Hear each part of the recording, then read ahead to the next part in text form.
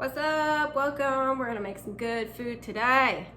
So if you're like me and you have a problem with pasta, if you're done with pasta, this is my absolute favorite dish. There are so many different ways. I've never made it the same twice. I don't think, like, it's impossible. There's no way, but it's really good every time. You could do whatever kind of meat, whatever kind of cheese, whatever kind of sauce, any spices, everything, whatever you want. Make it your own. Enjoy it. Love it. Eat it. First things first, you have to acquire a spaghetti squash, or two, depends how many people you're feeding. First, you are going to slice your spaghetti squash open in half. Use a spoon, a bigger spoon, just scoop out the insides like you're getting ready to carve a pumpkin. All that gooey, seedy stuff, just scoop it right out. Preheat your oven to 350 degrees and place it in a large dish. I recommend a glass casserole dish. So you take your oil base. I did it in a bowl this time. You don't have to be fancy. You can do it right in the squash because it is a bowl. You have to do it in both halves, obviously. So put some oil or butter, make sure it's melted in liquid form, easy to spread around. In my butter creation this time, I used dill. I felt like that gave it a really good flavor. So I did butter, dill, and the complete spice. Rub it around, get it nice and coated in your seasoning and your oil. Make sure it is lathered. You're gonna put it in the oven face side down. That way it steams itself while it's cooking. Makes it a lot easier, keeps the moisture locked in. For anywhere from 30 to 40 minutes, it really depends. I'll show you how to check to make sure if it's ready. And while that is cooking in your oven, you're gonna make sure you have a pan heated up. Also, you need some meat. I recommend a ground meat, whether it's ground beef, ground turkey. Turkey sausage is actually what I ended up using in this particular casserole. I've also done it with like chopped up chicken, chopped up pork, anything, but you do kind of want smaller bits of meat. A little bit of butter, put it in your pan, get that cooking, make sure it's nice and chopped up. You want fine pieces of meat.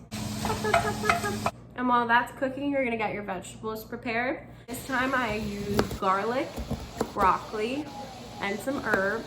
Make sure they're finely chopped, because again, you want little bits. You want it to be more saucy than anything. Here we have dill, scallions, garlic, chives, and basil, fresh from my garden.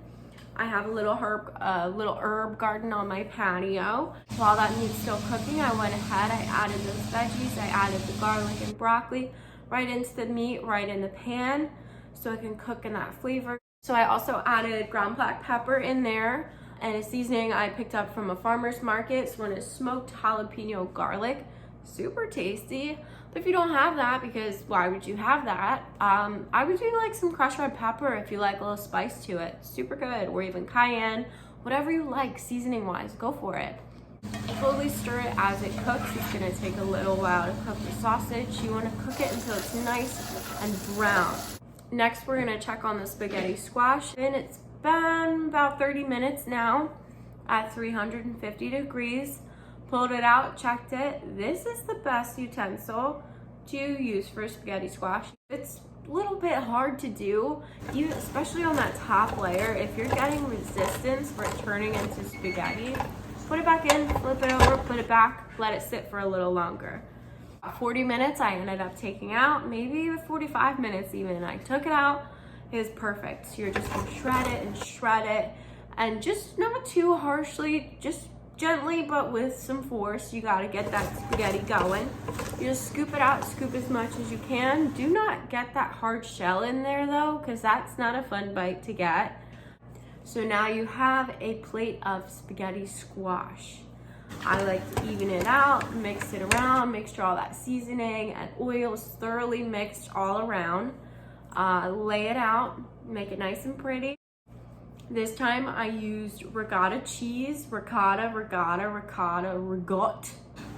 Yeah, that cheese, I used ricotta cheese. I put a little bit on, spread it around nice and even, not too much. When I first made this recipe, I was using goat cheese right there. I don't have any right now, so I used ricotta cheese. And then I went ahead and added my herbs to the mix. And now our meat is fully done. We're gonna go ahead and lay that on top of our spaghetti squash. Get that nice and evenly spread on the top in your dish.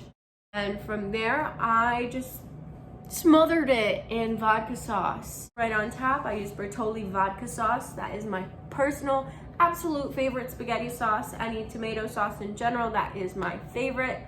Vodka sauce is so creamy, so good. If you don't like it, do your own. You can make your own Alfredo sauce. Use a canned Alfredo sauce. Use diced tomatoes. Just diced tomatoes makes it really good. Or not, you really don't have to at all. If you're doing no sauce, I would recommend using a juicier meat than sausage, so at least you have some of the juice from the meat.